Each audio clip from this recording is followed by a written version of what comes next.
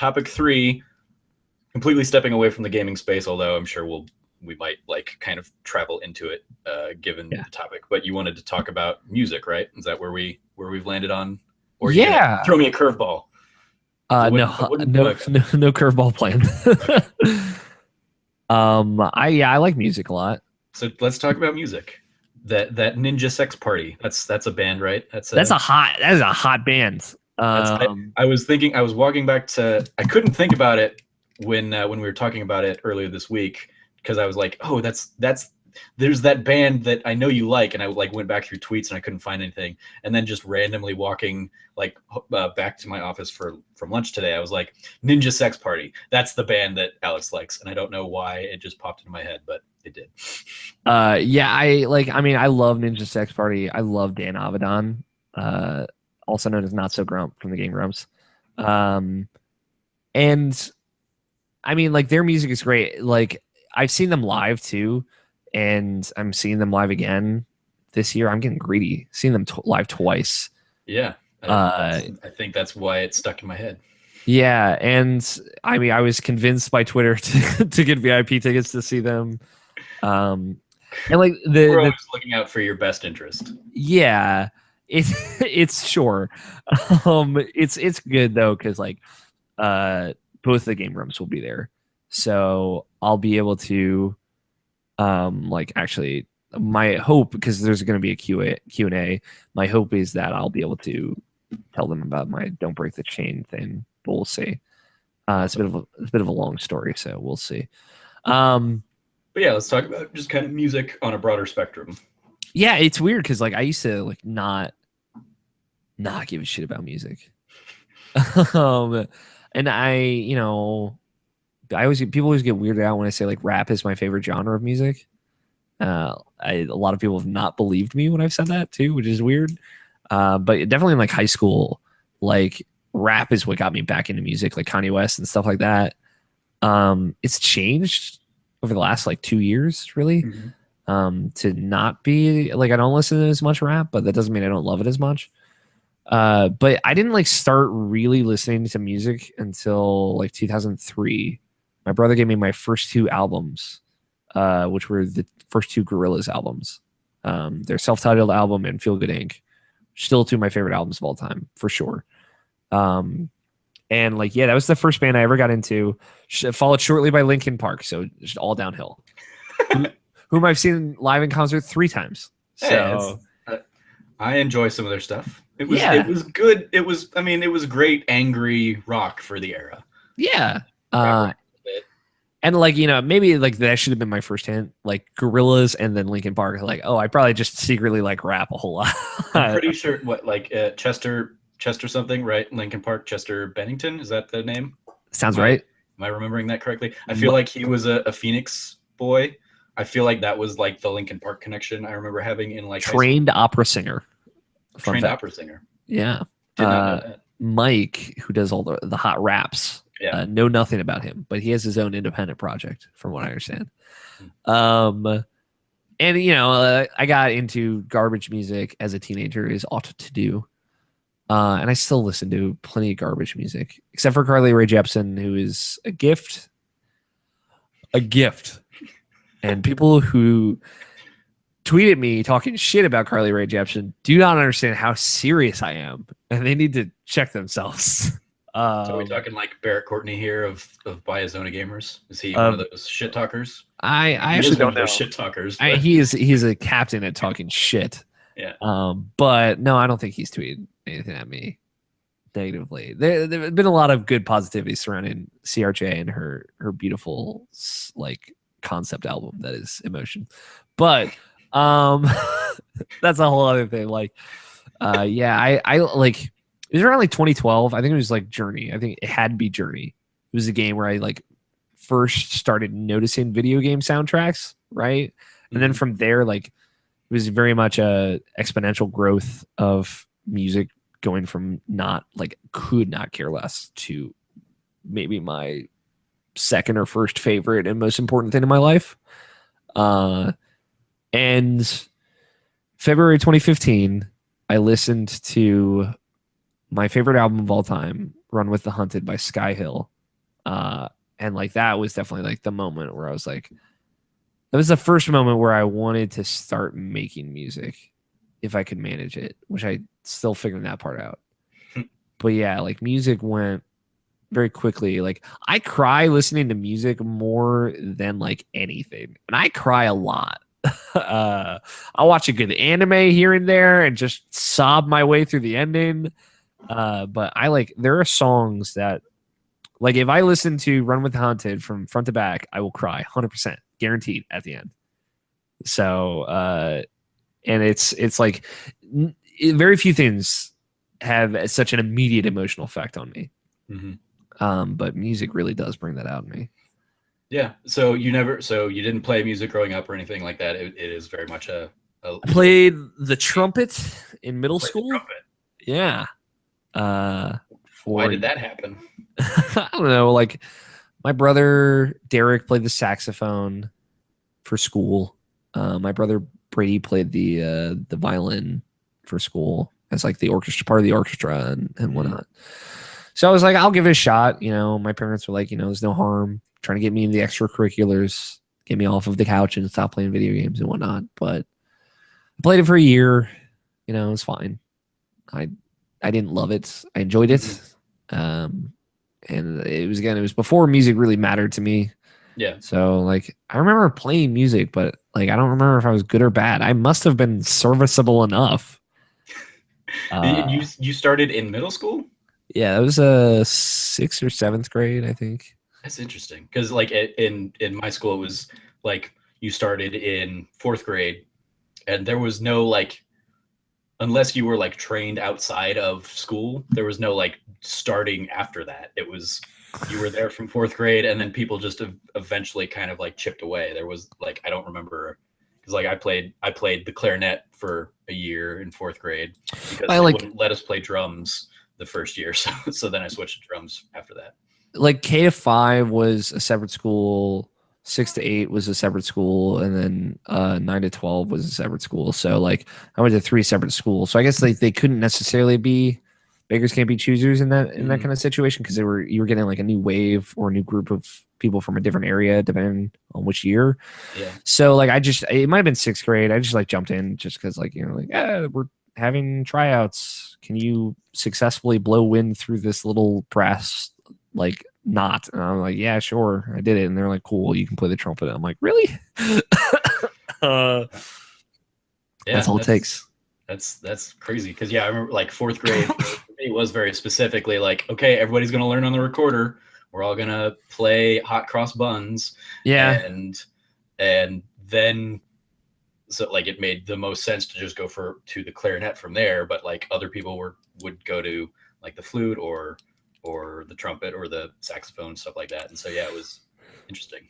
Yeah, I learned the recorder in my music class in elementary school, which was stupid and dumb and terrible. Well, so there you go. Fine. I think you just had a bad teacher, and that's why you didn't care about music until a few years ago. For sure had terrible teachers, terrible music teachers. Man, the worst. But I got through. I was in chorus in 8th grade. I said, you know what, my 8th grade, like the theme of the songs that year? I don't. High School Musical. Ugh.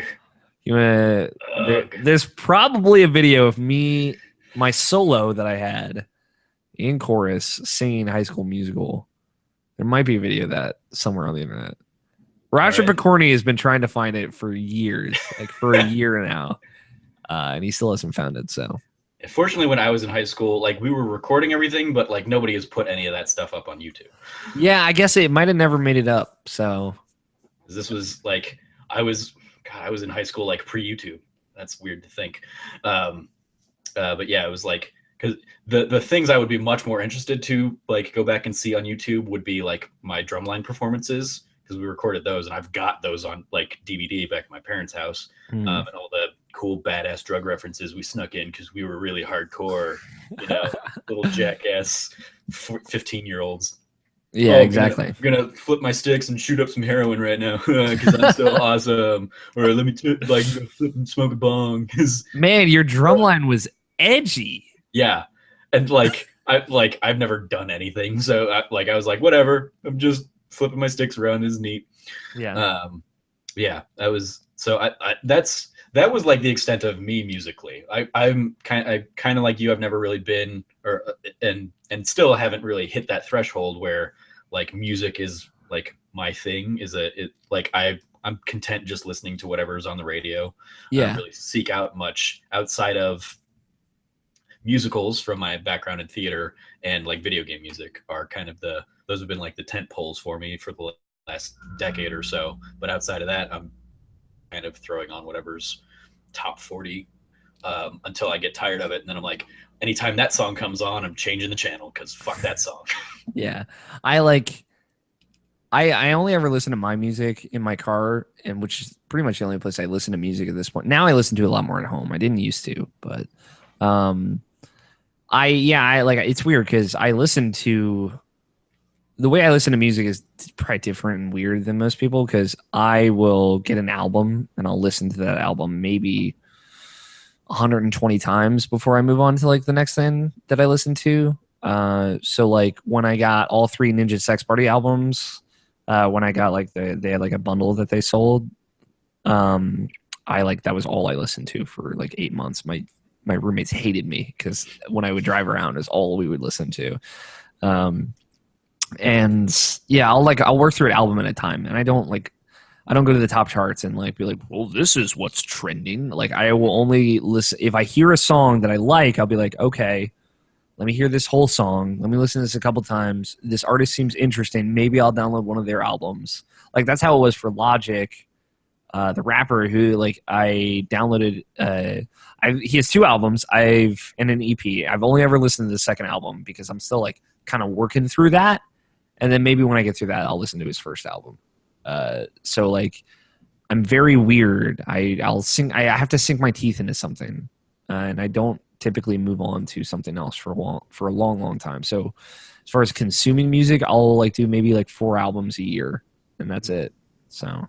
And are you like, as you're consuming it, are you consuming every piece of it? Are you like learning the lyrics and singing along, rapping along, whatever? Typically, like, yeah. Along to it. Yeah, I mean, it depends. Like, I love to sing, and I love singing along to my favorite stuff. That's definitely like if I could play an instrument, it would be the voice, but I would have to learn how to play something with it. And yeah, it's typically singing and rapping along, and like there's still like I'll listen to a song off Run with the Hunted, and I'll hear a harmony in the background that I had never heard before. And it's like a beautiful moment for me every time. And knowing that I can still have that experience with some of my favorite songs gives me more reason to go back and listen to them. Like I got really into an EDM artist named Savant. And he's like so multi-layered, multifaceted. And some of his stuff is amazing. And he put out a new album this year that's like super great. Fun fact, my dad is really into EDM. So I'll have to ask him and see if he knows Savant. I saw Savant live. It was a rave in a basement in Washington, D.C. And man, were there a whole lot of drugs there. I mean, you said rave. I was like drugs. Then you said in a basement. I was like, oh, yep, drugs. It's like I went on a vacation to Myrtle Beach with a couple of my friends, and I was like reading this back when Joystick was a thing. Rest in peace. I was reading a Joystick article about this guy who had made a PC like shoot 'em up game and updated it with his new album. His name was Savant. And I went and I downloaded the album Alchemist. Incredible, like very emotional, religious type experience listening to that album because it's so good. And he'd gone through it, and like he had updated the game with the music from that album, and it's like a 22 track 2.5 hour long album. It's amazing. I listened to it that whole weekend. I came back and I showed my roommate, and my roommate's into him even more than I am because again, like I only consume one album at a time, very, very, very slowly. So I've listened to 3 of his albums, where my roommates listened to all like 11 of them. But my roommate was like, I will buy us tickets to go to this crazy rave that Savant is DJing in Washington, D.C., but we are fucking going. So we showed up in tie-dye shirts with glow sticks around our necks. I really wanted to get a pacifier for it, but I decided against it ultimately. And yeah, we just went there and danced and went crazy for 2.5 hours straight. It was great. So Nice. So why do you consume music the way you do you think? Like why do you really only like what are you trying to drive at when you're listening to something just time and time again? I don't know. Like it's weird. Secrets. Maybe I'm trying to hear all them hot musical secrets. Maybe it's because like I'm obsessed with trying to learn how to play music, and by digesting it so slowly, I like am getting more out of that kind of aspect of it.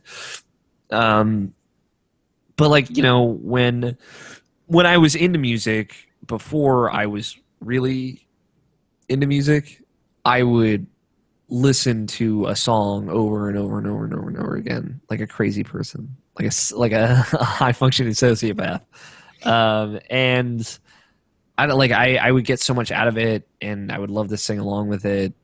And I'll definitely get sick of songs for sure, but especially like the format of the album, I think is so interesting. Like when I get into an album, I'm still listening to that album before I have like a jam playlist now that I listen to. It's called The Jam, for your reference, Trevor. And I'll add, when I'm working through an album, I'll listen to that album over and over and over again. And then when I'm done, I'll still go back to it, but I'll add my favorite songs from that album to my jam playlist and then just listen to that when I'm driving and stuff. But I don't know. It's weird. I've been doing it. I've been trying to get into more and more music now, so I'm going through albums faster than I used to, and I kind of miss it. Like I feel like I don't know. I'm so familiar with an album when I listen to it 1,000 times. Like when I listened to Run with the Hunted, that was all I listened to for 2 months, was just the 10 songs that are on that album, over and over and over again. And sure, everyone that sat in my car hated me, and now no one wants to drive with me. But I like, it is my favorite album. I love it so much, and I know it so well. So like, I regret nothing. And having that kind of intimacy with an album is something special, I think. I can appreciate that. And how, since you go out and see people live and enjoy the shows very live. rarely, yeah, very rarely. Okay, but what's that difference like? How does that kind of change the experience? I don't know. It's because they're not going to play an encore where they're going to play the same track list 200 times for you, Alex. Yeah, I mean, you kind of know going into it that you're really it's a one and done. No, I have that expectation. It's a different experience. I go in with a different expectation. And I like a lot of like going to concerts with me is like being able to share that with somebody. Like I've seen all of my favorite artists live, except for Kid Cudi and Kanye West, which hopefully I'll be able to see at some point. But like Paramore I saw live, and that was like amazing. It's funny, like my best friend, my roommate was there, and I didn't know he was there. And at some point during that concert, he handed Hayley Williams, the lead singer of Paramore, his scarf, and she wore it for the rest of the concert. And like when I saw that exchange happen, because I was like in like a normal seat, he was in like the pit in the front. I was like, that guy looks familiar. Then we talked about it like a year later. And like I said, I saw Paramore, I saw Linkin Park when they were my favorite artists. I've not seen the Gorillaz live. I guess that's another one. I've seen Savant. I've seen Ninja Sex Party. I can't necessarily see Sky Hill live, which sucks, but as they are my favorite artists now. But it is a different experience. It's like an intimacy thing. Like I feel like, in hearing like Dan Avedon talk about the Magfest concert from his perspective, that I was there, I was in the audience screaming, "Please love me forever, Dan." And then hearing him talk about On Game Grumps as like maybe the most humbling and crazy experience of his life, is so cool. Like there's something there. There's like a tangibility in that room. And like I went and saw Ninja Sex Party with my friend Chris, who like when I started watching Game Grumps, I talked about it with him enough that he started watching it, and now he's equally as obsessed as I am. And after that show, Chris and I met Dan and Brian and took pictures with them, and it was like the fucking craziest, one of the craziest nights of my life. And just like getting to tell Dan like how much like everything he's done means to me. You know, as much as like it is a Greg Miller moment, it is like it's important for me to say that to someone that I really respect. And it's important to say it too, because then you can say that you said it. Yeah. I always encourage people out there to, even if you look like a doofus at the time, like you're not going to regret it. I promise you. Unless you do have that word vomit stuff where you just can't shut yourself up. You're gonna, you might regret that part, but ultimately you'll be glad you did the thing. Yeah, I've gotten better at it for sure. And now, like in October, Chris, Tony, and I are going to see Starbomb and Ninja Sex Party Live and TWRP, of course. And we got the VIP tickets, and it's gonna be great. So, like, being able to share that with them is gonna be great. Like, sharing it with them in general is great. Seeing Savant with Ethan was great. Like, it's something I can share with somebody else. It's intimate. It's, you know, it's a different thing. I don't do it often. Like, I don't really like ever leaving my house, as you know. And especially, like, I hate people. So why would I ever go to, like, a concert with them? But, like, being able to see these people that in some indirect or direct way have meant a lot to me has been a cool thing I've done over the last couple of years. So yeah, it's awesome. I think I've done 3 concerts in my lifetime. I did Weird Al Yankovic at a state fair when I was like 8 or 9 or something like that. The first concert I ever like bought my own ticket to was Childish Gambino. Oh, nice. He was doing a small show in town, and I loved him from Community first, and then I found his music through that, and was like, I loved him through. Have you ever watched Derek Comedy? I've since seen it, yes. Yeah. But yeah, Community was how I got introduced to Donald Glover. And then I, for years and years and years, like Bare Naked Ladies was probably my favorite band. But I just never, like, because I wasn't a concert person, I just never bothered to see them or anything. And then they came through town a couple years ago, and one of my best friends at the time, who was also a Bare Naked Ladies fan, we were like, hey, you want to go see the show? And so we went, and like, actually, I think I originally bought the tickets to take a girl, and then the girl that like dumped me before the show ended up coming up. So I was like, well, hey, friend who also likes Bare Naked Ladies, let's go to see this show. Yeah. And we went and saw it. And like, it was very much like that, like getting to experience it with another person was really cool. But like, weirdly, the like, one of my favorite memories from that night is that was the night that Ben Affleck was announced as the new Batman.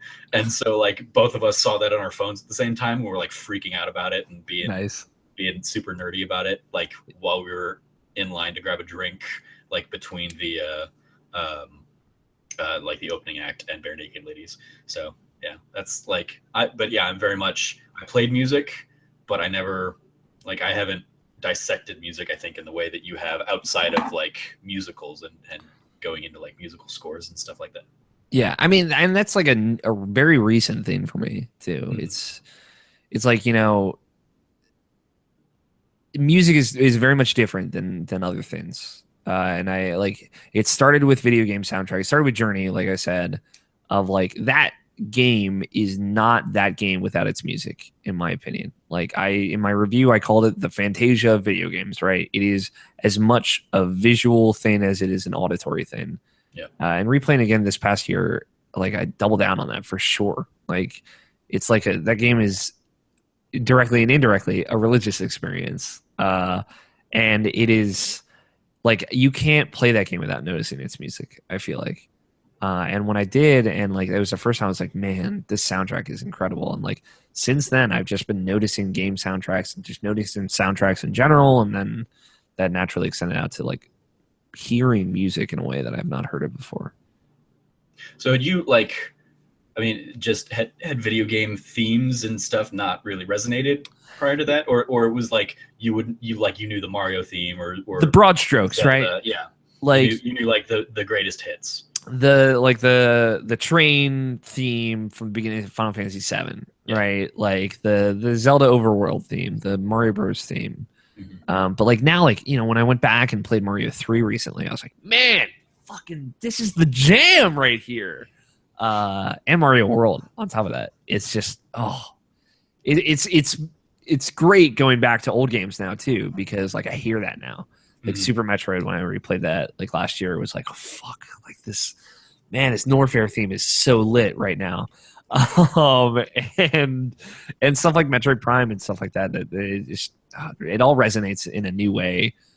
That's why I like replaying games, because I always find something new. But it's also, I'm just getting so much more out of everything now because I'm hearing it a lot more. So that just reminded me, I have now seen a Force show because I saw Distant Worlds when they were just here in Phoenix. Our friend Danny Juarez drove in from Las Vegas to see it. I got to see that Kingdom Hearts thing. Yeah. I got to make it out to that. I just, like, it's the same thing with the Zelda Symphony that I haven't seen yet. I just know I'm gonna be Wetworks the whole time. Yeah. Like, I was hiding my tears from Danny. Yeah, dude. Like, of course, I always hide it from Danny. He feeds on that. Yeah. But like, man, to punch him basically. As soon as he gets close with like his little tear jar. Yeah, no, Zelda especially, like, I there was a time where I could have gone to see it with my mom in Florida, but we had to cancel last minute. But dude, like, I would, especially if I saw it with my mom, like, I'd be sobbing like the whole time, because so many of those themes have so many different specific memories for me. I just had a flashback. I'm gonna Zelda's coming through here in a couple months through Phoenix, and but I just had a memory from a show I did in college, where it was like a fantastical thing, and we had a song in that, or we had a scene that took place in a forest, and our sound designer used the Kokiri Woods like theme, like in that, and I was like, you're playing Zelda, and he was like, yeah. I was like, isn't it a little too noticeable of a? And he was like, nobody knows it. I was like, I knew it like immediately, as soon like from the first two notes. I was like, Zelda. But it went like, it was a very kids show, so it ended up like everybody knew it, even though he thought he was like sneaking it in there. Yeah, but everybody also loved it, so it was. But yeah, that was just a weird random like moment where my theater and gaming worlds had collided. That's awesome too. Had a flashback onto.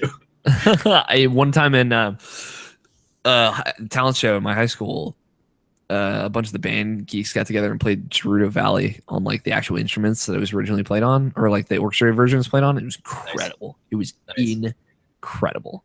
There was like in high school in band and orchestra, like my junior, senior year, something like that. They did they implemented this thing where like you could become like a tiered performer, and so like tier 1, you perform the scales and you upgrade to level 2, and to reach the top tier you had to do like a solo piece at one of the shows, and I just didn't have the gumption to really do it at the time. But the idea that I had in my head would have been like a video game medley on xylophone, and then it pisses me off so much because if I had done that and had it like recorded and stuff, you'd be Tim Geddes. I would be the Tim Geddes, or I would have been, because like I played it all the time, just like dicking around on stuff backstage, where I would play, like I would do a sequence that was basically like Super Mario into Zelda into Tetris, and then I would like speed Tetris up, and then I'd go into like the star theme in Super Mario, and then I'd do like underworld stuff or underwater stuff and underworld stuff. And so yeah, it was just like I would just randomly dumbly go through and just like have fun doing that. And I never thought to, or I didn't have the self-confidence to say that, oh, everybody's gonna like this if I do it up on stage. So it was one of those things, like I was the next to the top tier, but I just never had the drive to do that. But if I had, it was one of those things I'm like, I would have had like a 1 million hit YouTube video from doing that. No. To be fair, like people would have liked it today, but everyone was so mean back then. True. So yeah, but I would have posted it like when YouTube was just starting. So by now it would be like a 10 million view hit, and and I wouldn't have to pay attention to comments anymore because I'd still be making that AdSense. Yeah, breaking that ad money. Yeah, that's cool. I love kind of getting to know a little bit more about that side of you, the music passion side, and I look forward to like talking about that with you moving forward and hearing. And we do that a little bit, and we'll touch on it here later with one of my questions for you, because I got you into Hamilton. So yeah. But yeah, it's really cool. It's a thing I don't get to talk about enough too. Yeah, I'm glad it has awoken something in you. Yeah, I mean, it is very like, I've never been super into music, but like I absolutely get those emotional drives, and I can listen to a song like something from Final Fantasy, and like I was listening to there's a character medley from Final Fantasy VI on the Distant Worlds 3 soundtrack, and it starts out with Terra's theme, and I just get like super emotional and nostalgic from that, and then it goes into Kefka, and he's like super mischievous and stuff, and then it goes into Celeste's theme, which is like my favorite piece of video game music, the piece from like the opera in that show, or in that game. And then it finishes with Locke's theme and the returner music, and dun dun dun dun dun dun, and every time, like, I can't hear that and not smile. So it's like I love kind of the whirlwind, and that was one of the songs they played live at the show, and I was just like, yeah. So yeah, that's but awesome. Like, I mean, yeah, I can listen to Aerith's theme, and that'll bring tears to my eyes, and the bombing mission was another one they played, and it was just like, yes, this is like, not only is this great music, but there's also the history I have with that music, and stuff that's putting it all together. So that's why like video games are just kind of the like my most probably consistent musical touchstone. But I was also really weirdly into like a cappella music for like a handful of years there. I would just like, back when Kazaa was a thing, I would download every a cappella song I could find on Kazaa. Acapella is really good though. Yeah, no, and that was like, because I was in choir in high school, in men's choir and stuff, and like one of my favorite performances, me and a bunch of my friends got together and we did Billy Joel's For the Longest Time as an octet. So we had like two guys basically singing each part, and one of us would hop out for like little solos throughout, and it was just so much fun to do together. We got to do it at like concerts, and we got to do it at like the school talent show and stuff. So yeah, like I definitely have like very fond memories specifically with a cappella because I did choir for so many years. But yeah, that's like, I've never been like the kind of person that goes out and seeks out bands other than that. Yeah, I mean, I still am not, you know. It's very rare for me to start listening to someone new, right? And I'm always skeptical, right? Because I spend so much time with the artists that I listen to now. Like, getting to know someone new sounds like so much work. And like, you know, I listened to Skyhill and then the Northern Hues and stuff like that because Dan Avedon was the lead singer of those. And obviously his music has affected me in a lot of different ways. So very cool. All right, wrapping up music. Yeah, like I hope you get an outlet where you can talk about that more, because I like your passion discussing it. I'm so hesitant to write about it because I feel like I don't know enough about musical theory to speak about it, but like hopefully that'll change soon. As you know, I'm working on something that is music related. So